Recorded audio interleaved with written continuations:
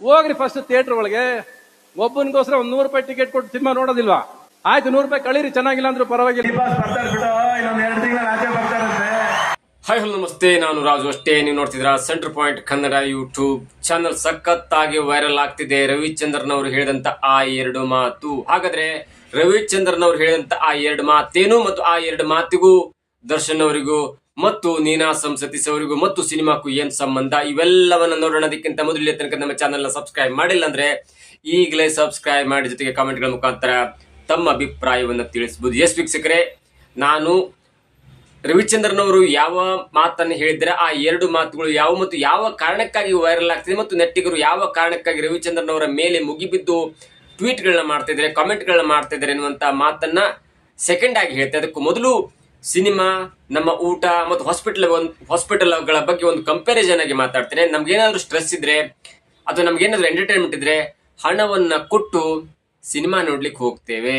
Part 1, ನಮ್ಗೇನಾದ್ರೂ ಹೊಟ್ಟೆ ನೋವು ಬಂತು, ನಮ್ಗೇನಾದ್ರು ಮೈ ಹುಷಾರಿಲ್ಲಂದ್ರೆ ಹಣವನ್ನ ಕೊಟ್ಟು ಹಾಸ್ಪಿಟ್ಲಿಗೆ ಹೋಗ್ತೇವೆ. ಇವೆರಡರ ಉದ್ದೇಶ ಒಂದೇ.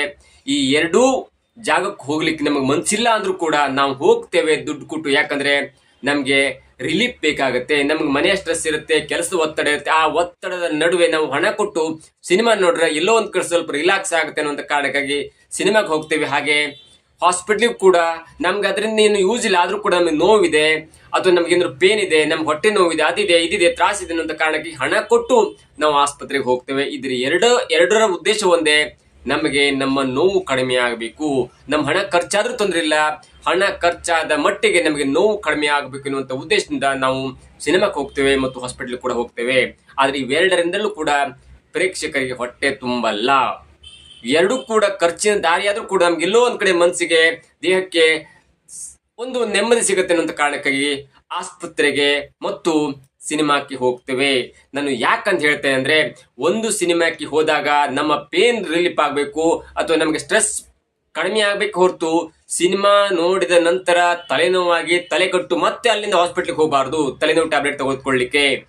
ಹಾಗಾಗಿ ಸಿನಿಮಾ ಚೆನ್ನಾಗಿದ್ರೆ ಮಾತ್ರ ನೋಡುವಂತ ಪರಿಸ್ಥಿತಿ ಬರುತ್ತೆ. ಕೆಲವೊಂದು ಶೋ ನಂತರ ಮೌತ್ ಟಾಕ್ ಆಗಿ, ಹೌದು ಇವರ ಸಿನಿಮಾ ಚೆನ್ನಾಗಿದೆ, ಹೌದು ಕಾಂತಾರ ಸಿನಿಮಾ ಚೆನ್ನಾಗಿದೆ, ಹೌದು ಸೂಪ್ರಮ್ ಶೋ ಚೆನ್ನಾಗಿದೆ, ಹೌದು ಜನಮತ್ ಜೋಡಿ ಚೆನ್ನಾಗಿದೆ, ಹೌದು ಪ್ರೇಮಲೋಕ ಚೆನ್ನಾಗಿದೆ, ಹೌದು ಕನಸುಗಾರ ಚೆನ್ನಾಗಿದೆ, ಹೌದು ರಣಧೀರ ಚೆನ್ನಾಗಿದೆ, ಹೌದು ಹಳ್ಳಿ ಮಿಸ್ಟರ್ ಚೆನ್ನಾಗಿದೆ, ಹೌದು ಸಿಪಾಯಿ ಚೆನ್ನಾಗಿದೆ, ಹೌದು ದೃಶ್ಯಂ ಚೆನ್ನಾಗಿದೆ, ಹೌದು ಮನೆ ದೇವರು ಚೆನ್ನಾಗಿದೆ, ಹೌದು ಪುಟ್ ನಂಜ ಚೆನ್ನಾಗಿದೆ, ಹೌದು ಹೋಗ್ಲೇಬೇಕು ಇರುವಂತ ಮಾತನ್ನು ಹೇಳಿದಾಗ ನಾವು ಕೂಡ ಸಿನಿಮಾಕ್ಕೆ ಹೋಗ್ತೇವೆ. ಮತ್ತು ಸಿನಿಮಾ ನೋಡಿ ಬಂದ ನಂತರ ವಾರಗಟ್ಲೆ ತಿಂಗಳಾನುಗಟ್ಲೆ ಅದು ಮನಸ್ಸಲ್ಲಿ ಉಳಿಯುತ್ತೆ. ಎಂತ ಪಾತ್ರ ಮಾಡಿದಾರಪ್ಪ ರವಿಚಂದ್ರನ್ ಅವರು, ಎಂತ ಪಾತ್ರ ಮಾಡಿದಾರಪ್ಪ ಉಮಾಶ್ರೀ ಅವರು, ಎಂತ ಪಾತ್ರ ಮಾಡಿದಾರಪ್ಪ ಶಿಲ್ಪಾ ಶೆಟ್ಟಿ ಅವರು. ಹೀಗೆ ಅನೇಕ ನಟರ ಬಗ್ಗೆ, ನಿರ್ದೇಶನದ ಬಗ್ಗೆ, ಕಥೆಯ ಬಗ್ಗೆ ಮನಸ್ಸಲ್ಲಿ ಉಳಿಯಬೇಕು. ಇದು ಸಿನಿಮಾ ಸಿನಿಮಾ ಸಿನಿಮಾ. ನಾನು ರವಿಚಂದ್ರನ್ ಅವರು ಆಡಿದ ಮಾತು ಯಾಕೆ ವೈರಲ್ ಆಗ್ತಿದೆ ಅನ್ನುವಂತ ಮಾತನ್ನ ನೋಡ್ತಾ ಹೋದ್ರೆ, ರವಿಚಂದ್ರನ್ ಅವರು ಕಳೆದ 2 ದಿನಗಳ ಹಿಂದೆ ಒಂದು ಸಿನಿಮಾ ಪ್ರಚಾರಕ್ಕಾಗಿ ಬಂದಾಗ ಅವರು ಒಂದು ಹೇಳ್ತಾ ಅಂದ್ರೆ, ನೀನಾಸಂ ಸತೀಶ್ ಅವರು ನಟನೆ ಮಾಡಿದಂತ ದಿ ರೈಸ್ ಆಫ್ ಅಶೋಕ ಎನ್ನುವಂತ ಸಿನಿಮಾದ ಇವೆಂಟ್ ಕಾರ್ಯಕ್ರಮದಲ್ಲಿ ಅವ್ರು ಹೇಳ್ತಾರೆ, ಇವೆಂಟ್ ಅಲ್ಲಿ ಹೇಳ್ತಾರೆ, ಸಿನಿಮಾ ಚೆನ್ನಾಗಿಲ್ಲ ಅಂದ್ರೂ ಪರವಾಗಿಲ್ಲ, 100 ರೂಪಾಯಿ ಕೊಟ್ಟು ಸಿನಿಮಾ ನೋಡಿ, ಒಂದು ಸಿನಿಮಾ ಗೆಲ್ಸಿ, ಹೋದ್ರೆ ಹೋಗ್ಲಿ 100 ರೂಪಾಯಿ. ಒಂದು ಸಿನಿಮಾ ತಂಡ ಬೆಳೆಯುತ್ತೆ, ಆಸೆ ಕನಸು ಕಟ್ಕೊಂಡು ಸಿನಿಮಾವನ್ನ ಮಾಡಿರ್ತಾರೆ. ನಿಮ್ 100 ರೂಪಾಯಿ ಹೋದ್ವಿ ಅಂತಂದ್ರಿಲ್ಲ, ಒಂದು ಸಿನಿಮಾಕ್ಕಾಗಿ ನಿಮ್ಗೆ 100 ರೂಪಾಯಿ ಖರ್ಚು ಮಾಡ್ಲಿಕ್ಕೆ ಆಗಲ್ವಾ? 100 ರೂಪಾಯಿ ಖರ್ಚು ಮಾಡಿ ಸಿನಿಮಾ ಚೆನ್ನಾಗಿಲ್ಲ ಅಂದ್ರೂ ನೋಡಿ ಸಿನಿಮಾ ತಂಡ ಬೆಳೆಯುತ್ತೆ ಅನ್ನುವಂತ ಒಂದು ಮಾತನ್ನ ಹೇಳ್ತಾರೆ. ಅದು ಸಿನಿಮಾ ಬಗೆಗಿನ ಪ್ರೀತಿಯೋ ಅಥವಾ ಕರೆಸಿದ ಸಲುವಾಗಿ ಆಡ್ತಾ ಇರುವಂತ ಉತ್ಪ್ರೇಕ್ಷೆಯ ಮಾತು ನನಗಂತೂ ಅರ್ಥ ಆಗ್ತಿಲ್ಲ. ನಿಜವಾಗಿಯೂ ರವಿಚಂದ್ರನ್ ಅವರು ಮನಸ್ಸನ್ನ ತಟ್ಟುಕೊಂಡು ಒಂದು ಸಿನಿಮಾವನ್ನ ನೋಡಿ, ಆ ಸಿನಿಮಾಕ್ಕೂ ಈಗ ಸಿನಿಮಾ ಬಗ್ಗೆ ಪ್ರಚಾರ ಮಾಡ್ತಾರೆ ರವಿಚಂದ್ರನ್ ಅವರು, ಆ ಸಿನಿಮಾಕ್ಕೂ ಮತ್ತು ಅವರೇ ನಟಿಸಿ ನಿರ್ದೇಶನ ಮಾಡಿದಂತ ಮತ್ತು ಸೂಪರ್ ಹಿಟ್ ಆದಂತ 20-30 ವರ್ಷಗಳ ಹಿಂದೆ ತೆರೆ ಕಂಡಂತ ಅವರದೇ ಸಿನಿಮಾ. ಆಗ ದೊಡ್ಡದಂತ ಟೆಕ್ನಾಲಜಿ ಇರಲಿಲ್ಲ, ದೊಡ್ಡದಂತ ಗ್ರಾಫಿಕ್ಸ್ ಇರಲಿಲ್ಲ, ದೊಡ್ಡದಂತ CG ವರ್ಕ್ ಇರಲಿಲ್ಲ, ದೊಡ್ಡದಂತ ಅದು ಇದು ಕ್ಯಾಮ್ರಾ ಗಿಮ್ರಾ ಅಂತ ದೊಡ್ಡ ಟೆಕ್ನಾಲಜಿ ಇಲ್ಲ ಅಂದ್ರೂ ಕೂಡ ಇವಾಗ್ಲೂ ಕೂಡ ಸಿನಿಮಾ ರಿಲೀಸ್ ಆದ್ರೆ ಈಗಿನ ಜನರೇಷನ್ ಕೂಡ ಅಲ್ಲಾಡದೆ ನೋಡ್ತಾರೆ. ಅಂತ ಸಿನಿಮಾಗಳನ್ನ ಕೊಟ್ಟವರು ರವಿಚಂದ್ರನ್ ಅವರು. ರವಿಚಂದ್ರನ್ ಅವ್ರಿಗೂ ನಿಜವಾಗೂ ಒಂದು ಬದ್ಧತೆ ಇದ್ರೆ ಅವರು ತಮ್ಮ ಸಿನಿಮಾದ ಜೊತೆಗೆ ಆ ಹಳೆಯ ಸಿನಿಮಾ ಜೊತೆಗೆ ಈಗಿನ ಹೊಸ ಸಿನಿಮಾ ಕಂಪೇರ್ ಮಾಡಿ ನೋಡ್ಕೊಂಡು ಆಗ ಎಸ್ ಇದು ಕೂಡ ಚೆನ್ನಾಗಿದೆ ಅನ್ನುವಂತ ಮಾತನ್ನ ಮನಸ್ಫೂರ್ತಿ ಎದೆ ತಟ್ಕೊಂಡು ಹೇಳಿದ್ರೆ ಪ್ರತಿಯೊಬ್ಬರು ನೋಡ್ತಾರೆ. ಆದ್ರೆ ಇಲ್ಲ ಅವರು ಯಾವುದೋ ಗಳಿಗೆಯಲ್ಲಿ ಈ ಜನರೇಷನ್ಗೆ ಅಪ್ಡೇಟ್ ಆಗದೆ ಅಥವಾ ಈ ಜನರೇಷನ್ ನ ಜನರನ್ನ ಅರ್ಥ ಮಾಡ್ಕೊಳ್ದೆ ಮಾತನಾಡ್ಬಿಟ್ರು. ಅದು ಈಗ ನೆಟ್ಟಿಗರ ಬಾಯಲ್ಲಿ ಟ್ರೋಲ್ಗೆ ಒಳಗಾಗ್ತಾ ಇದ್ದಾರೆ. ನಾನು ನಿಜವಾಗಿ ಕೆಲವೊಂದು ಹೇಳ್ತೇನೆ, ಪ್ರೇಮಲೋಕದಂತ ಸಿನಿಮಾ ಅಂದು ಹೇಗ್ ಬಂದಿತ್ತಲ್ಲ, ಟೈಟಾನಿಕ್ ರೇಂಜ್ ಅಲ್ಲಿ ಬಂದಂತ ಸಿನಿಮಾ ಈಗ ಯಾವುದೋ ಒಂದು ಚಿಕ್ಕ ಪುಟ್ಟ ಸಿನಿಮಾವನ್ನ ಪ್ರಮೋಟ್ ಮಾಡ್ಲಿಕ್ಕೆ ಹೋಗ್ಕೊಂಡು 100 ರೂಪಾಯಿ ಖರ್ಚಾದ್ರೂ ತೊಂದ್ರೆ ಇಲ್ಲ ಸಿನಿಮಾ ನೋಡಿ ಅನ್ನುವಂತ ಮಾತಿದೆಯಲ್ಲ, ಆ ಪ್ರೇಮಲೋಕವನ್ನ ಯಾವ ಲೆವೆಲ್ ನೀವು ಪ್ರಚಾರ ಮಾಡಿದ್ರಿ? ಚಿಕ್ಕ ಪುಟ್ಟ ಪ್ರಚಾರ, ಒಂದು ಪೋಸ್ಟ್ರು 4 ಹಾಡುಗಳ ಮುಖಾಂತರ ನೀವು ಸಿನಿಮಾ ಗೆಲ್ಲಿಸ್ಲಿಲ್ವಾ? ಬಿಡಿ. ಕನಸುಗಾರ ಸಿನಿಮಾ ಒಂದು ಕುಟುಂಬ ಸಮೇತ ಮಕ್ಕಳು ಮರಿ ಅಜ್ಜ ಅಜ್ಜಿ ಎಲ್ಲರೂ ಕೂತು ನೋಡುವಂತ ಸಿನಿಮಾ. ಅಲ್ಲಿ ಎಲ್ಲೂ ಡಬಲ್ ಮೀನಿಂಗ್ ಇರಲಿಲ್ಲ, ಎಲ್ಲೂ ವಲ್ಗ್ಯಾರಿಟಿ ಇರಲಿಲ್ಲ, ಎಲ್ಲೂ ಕೂಡ ರೊಮ್ಯಾನ್ಸ್ ಎನ್ನುವಂತ ಪದನಿರಲಿಲ್ಲ. ನಿಷ್ಕಲ್ಮಶವಾದ ಪ್ರೇಮ, ಬೇಕಾದಷ್ಟೇ ಕಾಮಿಡಿ ಎಲ್ಲವೂ ಇತ್ತು. ಪ್ರಚಾರ ಅಂತೂ ಇಲ್ವೇ ಇರಲಿಲ್ಲ. ಕೇವಲ ಹಾಡಿನ ಮುಖಾಂತರ ಜನರನ್ನ ತಲುಪಿ 100 ದಿನಗಳು ಓಡಿ ಕೋಟ್ಯಾಂತರ ಹಣ ಗಳಿಸಿರ್ಲಿಲ್ವಾ?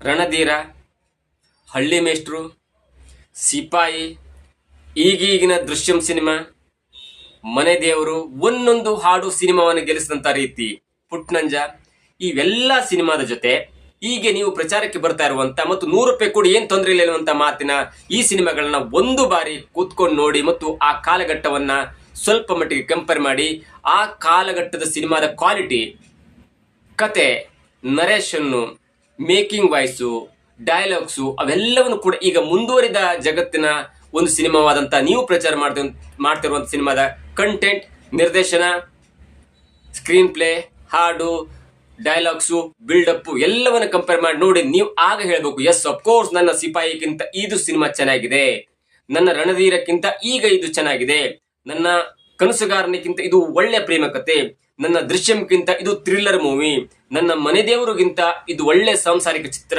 ನನ್ನ ಪುಟ್ನಂಜದ ರಿವೆಂಜ್ಗಿಂತ ಇದು ಅತ್ಯಂತ ದೊಡ್ಡ ರಿವೆಂಜ್ ನ ಒಂದು ಸಿನಿಮಾ ಎನ್ನುವಂತ ಮಾತನ್ನ ಎದೆ ತಟ್ಟಿ ಹೇಳಬಹುದೇ? ಸಾಧ್ಯಕ್ಕೂ ಇಲ್ಲ. ಕರೆಸಿರ್ತಾರೆ, ಜೋಸೆಲ್ ಹೇಳಿರ್ತೀರಿ. ಜೊತೆಗೆ ನಾನು ರವಿಚಂದ್ರನ್ ಅವರ ಬಗ್ಗೆ ಮತ್ತೊಂದು ಮಾತಾಡ್ತೇನೆ. ರವಿಚಂದ್ರನ್ ಅವರು ತಂದೆಯ ವೀರಸ್ವಾಮಿಯವರು ಅತ್ಯಂತ ದೊಡ್ಡ ನಿರ್ಮಾಪಕರಾಗಿ ರಾಜ್ಕುಮಾರ್ ಸಿನಿಮಾವನ್ನ ನಿರ್ಮಾಣ ಮಾಡಿದ್ರು ಕೂಡ ರವಿಚಂದ್ರನ್ ಅವರು ಮೊಟ್ಟ ಮೊದಲ ಬಾರಿಗೆ ಕಾಲಿಟ್ಟಿದ್ದು ನಿರ್ದೇಶಕರಾಗಿ. ಅದಾದ ನಂತರ ಅವರು ಸಿನಿಮಾ ನಟರಾಗ್ತಾರೆ ಮತ್ತು ಅಂದ್ರೆ ಸಿನಿಮಾದಲ್ಲಿ ದೊಡ್ಡ ಮೈಲಿಗಳನ್ನ ಹಾಕ್ತಾರೆ. ಎಲ್ಲಿಯೂ ಕೂಡ ರವಿಚಂದ್ರನ್ ಅವರಿಗೆ ಬಿಲ್ಡಪ್ ಇರಲಿಲ್ಲ. ರವಿಚಂದ್ರನ್ ಅವರ ಕನಸುಗಾರದಲ್ಲಿ ಯಾವುದೇ ಬಿಲ್ಡಪ್ ಇಲ್ಲ, ರವಿಚಂದ್ರನ್ ಅವರ ಪ್ರೇಮಲೋಕದಲ್ಲಿ ಯಾವುದೇ ಬಿಲ್ಡಪ್ ಇಲ್ಲ, ರವಿಚಂದ್ರನ್ ಅವರ ರಣಧೀರದಲ್ಲಿ ಯಾವುದೇ ಬಿಲ್ಡಪ್ ಇಲ್ಲ, ರವಿಚಂದ್ರನ್ ಅವರ ಹಳ್ಳಿ ಮೇಸ್ಟ್ರಲ್ಲಿ ಯಾವುದೇ ಬಿಲ್ಡಪ್ ಇಲ್ಲ. ಆದ್ರೆ ಈಗಿನ ಸಿನಿಮಾದಲ್ಲಿ ಬಿಲ್ಡಪ್ ಇಲ್ಲದೆ ಸಿನಿಮಾ ಟ್ರೇಲರ್ ಕೂಡ ರಿಲೀಸ್ ಆಗಲ್ಲ, ಸಿನಿಮಾ ಇವೆಂಟ್ ಕೂಡ ಇರಲ್ಲ. ಸಿನಿಮಾ ಅಂದ ಕೂಡಲೇ ಅಲ್ಲೊಬ್ಬ ಸನ್ ಗ್ಲಾಸು, 4 ಜನ ಬಾಡಿ ಗಾರ್ಡು, 4 ಜನ ಬೌನ್ಸರ್ಸ್ ಎಲ್ಲ ಕೂಡ ಇರಬೇಕಾಗತ್ತೆ. ಅವೆಲ್ಲ ಕಂಪೇರ್ ಮಾಡಿ ರವಿಚಂದ್ರನ್ ಅವರು ಈಗ ಅದನ್ನ ಹೇಳಿದ್ರೆ ನಿಜಕ್ಕೂ ಒಂದು ಅರ್ಥ ಇರ್ತಿತ್ತು. ಮತ್ತು ಹಣದ ವಿಷಯಕ್ಕೆ ಬಂದಾಗ ಎಸ್ ಅಫ್ಕೋರ್ಸ್ 100 ರೂಪಾಯಿ ಅಂದ ಕೂಡಲೇ ಅದು ಕೂಡ ದೊಡ್ಡ ಅಮೌಂಟೇ.